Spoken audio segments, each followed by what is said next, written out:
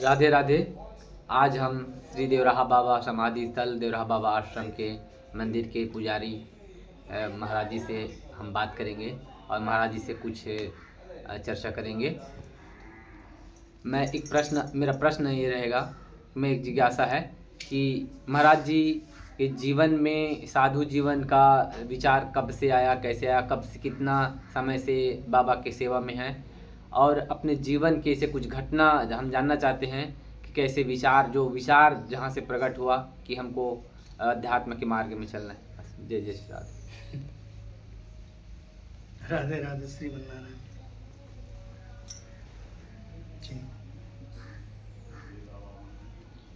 क्या जानना चाहते हैं बताइए।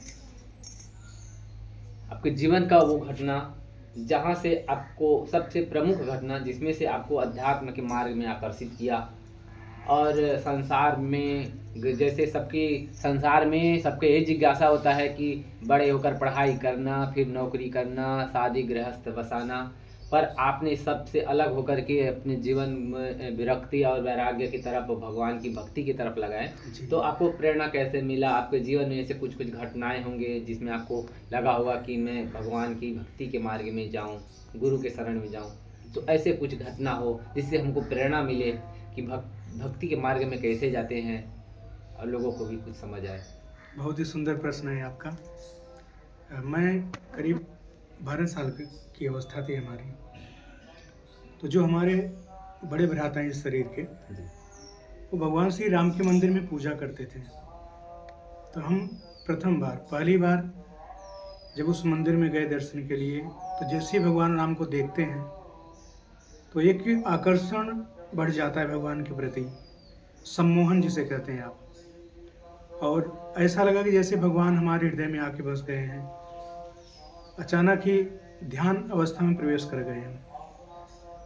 मतलब कि नित्य प्रति ऐसा लगता था कि रोज जाके भगवान के दर्शन करें हम।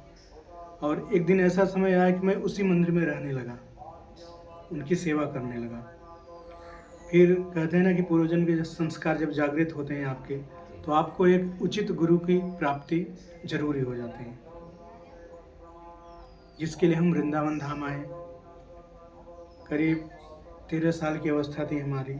यहाँ पे आके बड़े सरकार, बाबा सरकार के शिष्य हैं, बाबा को दिखाइए थोड़ा। श्री देवराहा बाबा सरकार हैं, जिनके परम शिष्य कृपा पात्र श्री बड़े सरकार हैं। बहुत सुंदर। अब दवाई भी मिली ना, फिर 15 दिन बाद नहीं आना पड़ेगा। ये हमारे गुरुदेव हैं जो परम सिद्धता को प्राप्त हैं, जिनकी छत्र छाया में हम लोग रहते हैं, उनके चरणों की सेवा करते हैं। इन्हीं से हमने साधु दीक्षा प्राप्त किया है और यहाँ पर रहकर भगवान की सेवा करते हैं और भजन करते हैं। राधे राधे।